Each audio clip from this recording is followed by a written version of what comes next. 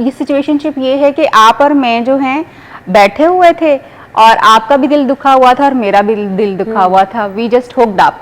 अच्छा, कोई एक सिचुएशन हम दोनों को इकट्ठे ले आई और वो सिचुएशन अच्छी भी हो सकती है, बुरी भी हो सकती है। उस सिचुएशन की वजह से देयर इज नो टाइज, कोई स्ट्रिंग्स अटैच नहीं है, बस उस सिचुएशन ने हमें एक फिजिकल रिलेशनशिप की तरफ लीड किया है। दैट सिचुएशनशिप इज दैट कि वो सिचुएशन, और उसमें लोगों की ट्रॉमा बॉन्डिंग होती है, उसमें लोगों का जो है टेम्परेरी जो सेटिस्फेक्शन है वो बहुत ज़्यादा जो है वो होना शुरू हो जाती है कि बस फिजिकल नीड्स को फुलफिलमेंट करने के लिए चीज़ें जो है वो हो रही होती हैं। बहुत ही वाहियात, ये लफ्ज़ मुझे इस्तेमाल नहीं करना चाहिए, बहुत ही वाहियात किस्म के मवाद टिकटॉक पे आपको नज़र आते हैं जिसमें लैंग्वेज तो छोड़ दीजिए आपकी क्या यूज होती है, एक्शंस हो रहे होते हैं। तो डेवलप अब नहीं मैं किया। आपको दावे से कह सकती हूँ, सोशल मीडिया पर आजकल एक वीडियो है, अब मैं क्या नाम लूं उसका, हर मोबाइल फोन में मौजूद। Oh yes, I agree with, her mobile phone में मौजूद है, तबाही है। मतलब मैं क्या कहूँ, मैं नहीं देख सकती। और वो हीरो है, यू वोंट बिलीव कि मैंने लोगों के ऐसे कमेंट्स सुने उस बारे में कि लोगों ने उसको क्रिटिसाइज नहीं किया, लोगों ने उसको एज हीरो लिया है, एज बहुत। और ये हमारी यंग जनरेशन की चीज़ें जो हैं वो कि आजकल हर लड़की और लड़के के बॉयफ्रेंड्स और गर्लफ्रेंड्स हैं, और वो बॉयफ्रेंड और गर्लफ्रेंड जो है वो स्कूल के ज़माने से हैं। बॉयफ्रेंड और गर्लफ्रेंड का कल्चर इतना ज़्यादा आम हो चुका हुआ है कि आप लोग लिविंग रिलेशनशिप्स में रह रहे हैं, लोग एक दूसरे के साथ जो है फ्रेंड्स विद बेनिफिट के साथ रह रहे हैं। ये सारी चीज़ें आपके माशरे में पड़ी हुई हैं कि वो चीजें जिनको हम बात करते हुए ताहिरा परेशान हो जाते थे, शायद बड़ों के सामने ही नहीं करनी, बहुत ओपन हो चुकी हैं। और वो मेरे ख्याल से सोशल मीडिया की वजह से हैं। अब हमारे नौजवान जो हमसे बातें छुपाई जाती थी वो हमसे डिस्कस कर रहे होते हैं। ट्रू। अब यहाँ पर बहुत सारी चीजें ना मिलती जा रही हैं। आपके साथ कौन लोग हैं, आपके दोस्त कैसे हैं, ये नौजवानों को कंट्रोल करना बड़ा मुश्किल हो चुका है। किस तरह से हमने क्या हर इंफॉर्मेशन अपने बच्चे तक पहुंचानी है, अच्छी बुरी बात जिसमें भी टाइम है जिसको नहीं पता चलना चाहिए, हम कहते हैं वो भी बता दो। क्यों बता दो? अच्छा, एक बात जो है ना इंफॉर्मेशन जो है ना, क्योंकि बच्चे के पास इंफॉर्मेशन मौजूद है, उसके पास एक सोर्स मौजूद है, मोबाइल, उसके पास हर इंफॉर्मेशन है। अब और उसके फ्रेंड्स हैं, फिर हम कहते हैं पता होना चाहिए, हाँ, बच्चियों को पता होना चाहिए। यस, उसकी जो रीजंस हैं वो ये हैं कि जब आप बताएंगे आप एज अप्रोप्रिएटली बताएंगे। अब जो गुड टच और बैड टच का जिक्र किया जा रहा है, हमसे किसी ने नहीं किया था। गलत किया था ना, करना चाहिए था, क्योंकि हमारे टाइम पे आपको पता है सेक्सुअल एक्सप्लॉयटेशन बहुत ज़्यादा हुई थी, क्योंकि हमें तो पता ही नहीं था कि जी एक्चुअली ये गुड टच और बैड टच है। और इतना ज़्यादा वो इंसिडेंट्स हम कभी जुर्रत भी नहीं कर सकते थे अपनी अम्मी को बताने की। और जब बताने की भी बात आती थी तो अम्मा कहती थी तुमने खुद मैनेज करना, क्योंकि उसको खुद भी नहीं पता था हुआ क्या है। सो एटलीस्ट आज की मदर को गुड टच और बैड टच का पता है, और आज की बच्ची के पास ये कॉन्फिडेंस जरूर है कि वो अपनी माँ को आगे कुछ उतना ही उसका नेगेटिव इम्पैक्ट है ताहिरा। उतना ही, क्योंकि हमने नहीं बताया ना, we did not fulfil our responsibility. Social media ने बताया है, फ्रेंड्स ने बताया है, शेयरिंग ऑफ वीडियोस ने बताया है। जब आपने खुद एक बच्चे की ज़हन साजी नहीं की, उसकी पर्सनैलिटी को डेवलप नहीं मैं किया। आपको दावे से कह सकती हूँ, सोशल मीडिया पर आजकल एक वीडियो है, अब मैं क्या नाम लूं उसका, हर मोबाइल फोन में मौजूद। Oh yes, I agree with, her mobile phone में मौजूद है, तबाही है। मतलब मैं क्या कहूँ, मैं नहीं देख सकती। और वो हीरो है, यू वोंट बिलीव कि मैंने लोगों के ऐसे कमेंट्स सुने उस बारे में कि लोगों ने उसको क्रिटिसाइज नहीं किया, लोगों ने उसको एज हीरो लिया है, एज बहुत। और ये हमारी यंग जनरेशन की चीज़ें जो हैं वो हैं, मतलब आसान रसाई है ना। पहले होता था जी आपने कोई वीडियो देखनी, आप कहाँ जा रहे हैं, उस पर रिस्ट्रिक्शन लग गई। अब तो एक मोबाइल में गई और फिर फैल गई, वो तबाही है। वो आपके नौजवान को कहाँ लेके जा रही है। और फिर आप अनफॉर्चुनेटली आप देखोगे ना, अगर आप टिकटॉक खोल के देख लो, आप इंस्टा को खोल के देख लो, आपको बहुत ज़्यादा जो मवाद मिलता है वो अराउंड दिस, इस चीज़ के जो अभी हम डिस्कस कर रहे हैं, इसी चीज़ के अराउंड मिलता है आपको। एक्सप्लिसिट मवाद बहुत ज़्यादा जो है वो नज़र आना शुरू हुआ है, और इवन मैं ये समझती हूँ कि बहुत ही वाहियात, ये लफ्ज़ मुझे इस्तेमाल नहीं करना चाहिए, बहुत ही वाहियात किस्म के मवाद टिकटॉक पे आपको नज़र आते हैं, जिसमें लैंग्वेज तो छोड़ दीजिए आपकी क्या यूज़ होती है, एक्शंस हो रहे होते हैं। और वो चीज़ें आपकी जब यूथ आपकी, और देन अगेन आपको ये आपको एक और चीज़ बताती है कि आपकी जनरेशन जो अभी चल रही है वो ज़्यादा फोकस्ड किस चीज़ के ऊपर है। वो तो इस चीज़ पे फोकस नहीं है कि उसने अपनी इमोशनल डेवलपमेंट करनी है, वो तो इस चीज़ पे फोकस नहीं है उसने अपनी पर्सनैलिटी डेवलपमेंट करनी है, उसने अपनी जहन साजी करनी है, उसने अपनी मालूमात को बहुत ज़्यादा बढ़ाना है, क्योंकि उसको पता है कि मालूमात तो उसके पास है, लेकिन वो अल्टीमेटली बैठी हुई सिर्फ एक चीज़ के ऊपर फोकस की है, and that is your physical relationship, जो कि सबसे ज़्यादा जो है वो देखे जाने वाला कंटेंट जो है वो ये है। और टिकटॉक भी इससे भरा पड़ा हुआ आपको नज़र आता है। और व्यूज़ भी आपको इस पे सबसे ज़्यादा जो है वो नज़र आ रहे होते हैं। बेसिकली जब पेरेंट्स खुद इंफॉर्मेशन देंगे ना आना, तो वो एज अप्रोप्रिएट होगी, वो ये नहीं होगी कि 10 साल का बच्चा जो 18 साल का कंटेंट देख रहा होगा। आपने इसको मैं मान लेती हूँ, मैं ये कर लूंगी, बट इस मोबाइल फोन का क्या करूं? मुझे अल्टीमेटली एक एज पर अपने बच्चे को ये देना ही देना है। अब मैं वो जो आप कह रही हैं टिकटॉक पे सब कुछ मौजूद है, मैं उसको कैसे रोकूंगी? बिल्कुल आप रोक सकते हैं। वो मैं नहीं रोक सकती ना। अब मेरे बच्चे के हाथ में जब ये आ गई तो फिर ये तबाही आ गई है। मैंने अपने बच्चे से उसकी टाइमली हर इंफॉर्मेशन जिस जिस स्टेज पे उसको जो चाहिए मैंने वो बता दिया, मैंने उसकी एक अच्छी ग्रूमिंग कर दी।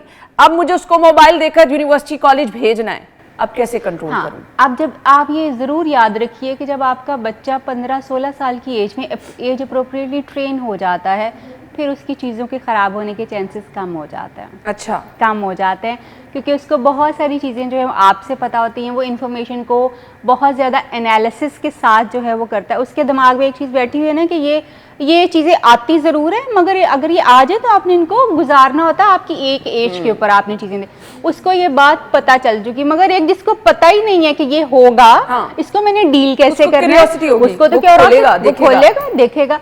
आप अपने बच्चे को अगर एज अप्रोप्रिएटली ट्रेन कर रहे हैं तो चांसेस आर लेस कि वो इस तरफ की चीज़ों की तरफ जो है चला जाएगा, क्योंकि उसको पहले से पता है। जो उसके दोस्तों को आज मुझे अट्रैक्शन बता दे, क्या है क्या अट्रैक्शन है कि जो आपको ये चीजें नौजवानों को बहुत अट्रैक्ट कर रही हैं? आपका पीयर प्रेशर जो है वो बहुत बड़ी चीज़ है, क्योंकि आजकल हर लड़की और लड़के के बॉयफ्रेंड्स और गर्लफ्रेंड्स हैं, और वो बॉयफ्रेंड और गर्लफ्रेंड जो है वो स्कूल के ज़माने से हैं। बॉयफ्रेंड और गर्लफ्रेंड का कल्चर इतना ज़्यादा आम हो चुका हुआ है कि आप लोग लिविंग रिलेशनशिप्स में रह रहे हैं, लोग एक दूसरे के साथ जो है फ्रेंड्स विद बेनिफिट के साथ रह रहे हैं। ये सारी चीज़ें आपके माशरे में पड़ी हुई हैं।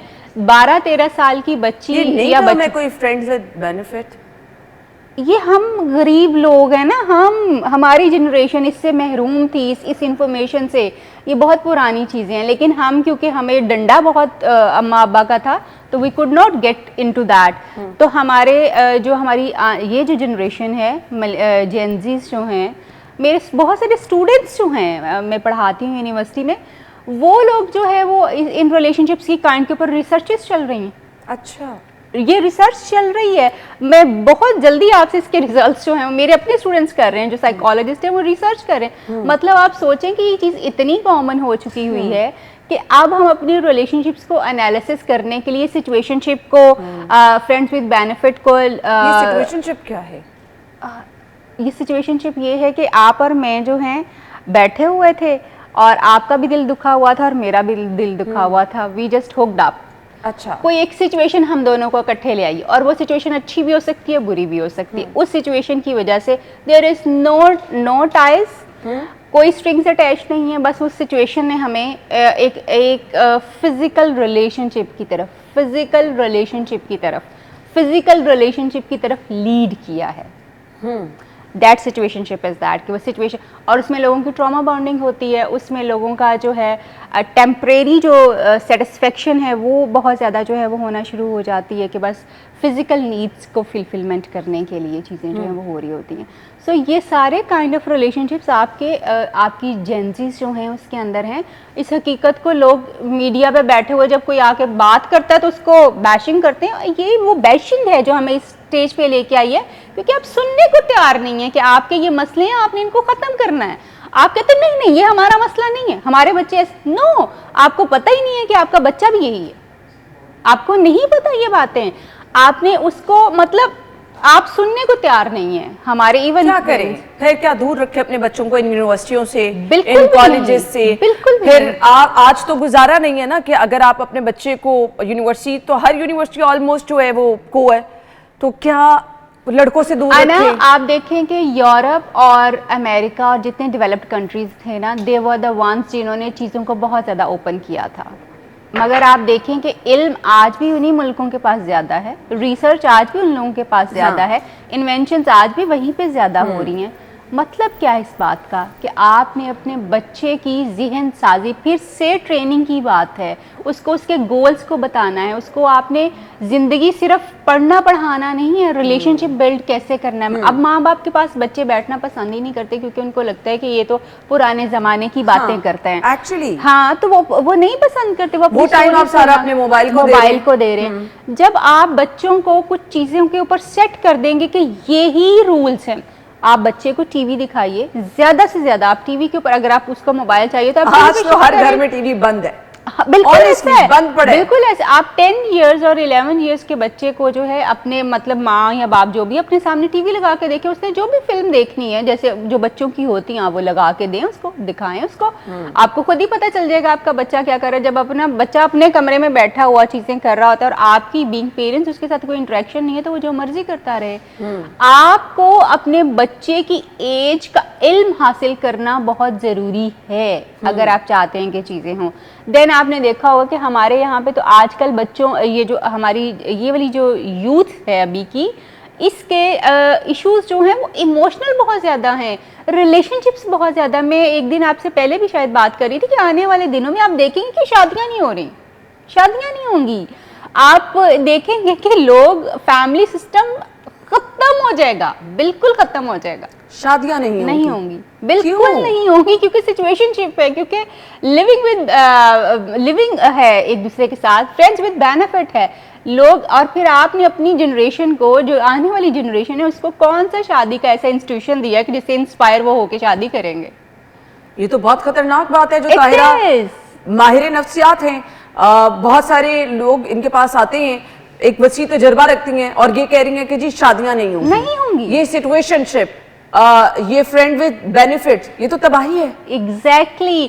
So you really need to take the charge. माँ बाप को खड़े होना है और उनको सीखना है कि उन्होंने बेहतर तौर पे अपने बच्चे के साथ कैसे ताल्लुक रखना है, कैसे उसको गाइड करते जाना है। शादियां तो चल भी नहीं रही हैं अब जो हो रही हैं, इसी वजह से नहीं चल रही, इसी वजह से नहीं चल रही कि आपके पास ऑप्शंस बहुत ज़्यादा हैं। आप जो है वो अगर मतलब आपको एक चीज़ पसंद नहीं आई, आप उस चीज़ को रिजॉल्व करने की बजाय आप आगे मूव ऑन कर रहे हैं। टॉलरेंस नहीं है आपका पेशेंस ख़त्म हो चुका हुआ है। इवन यू वोंट बिलीव कि एक मेरा क्लाइंट आया तो उसने मुझे कहा कि मेरी वाइफ जो है ना, she is not ready to have physical relationships with me. तो मैंने कहा why is that so?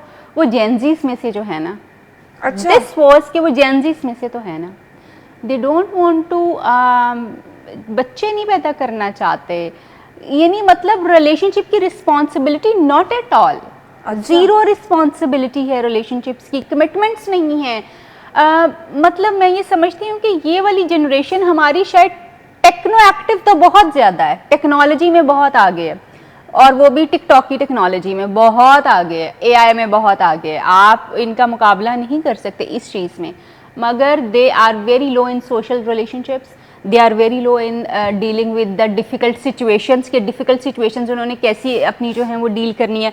They are very bad in their emotional expressions, extremes हैं या कुछ भी नहीं है, या एक्सट्रीम्स हैं। They are very bad in this के जी इम्पल्सिविटी बहुत ज़्यादा, एक चीज़ दिमाग में आ गई है बस उसको अभी कर लेना है, करते जाना, और उसका कोई जो है वो नहीं देखना। ये इसको आप कहते हैं कूल दिखना है आपने, इस तरह करके वो this is the sign of this generation जो आपको नजर आती है, हम कूल दिख रहे हैं। तो वो कूल लगने के चक्कर में हम सब कुछ खत्म कर चुके हुए हैं पीछे, और आपकी रिलीजियस टीचिंग्स देखिए बहुत नीचे जा चुकी है। सही कहा आपने, ये बहुत चीजें हैं जिनको हम इग्नोर करें। ताहिरा, मुझे ब्रेक का कहा जा रहा है, हम ब्रेक ले लेते हैं, ब्रेक के बाद गुफ्तगू करते हैं।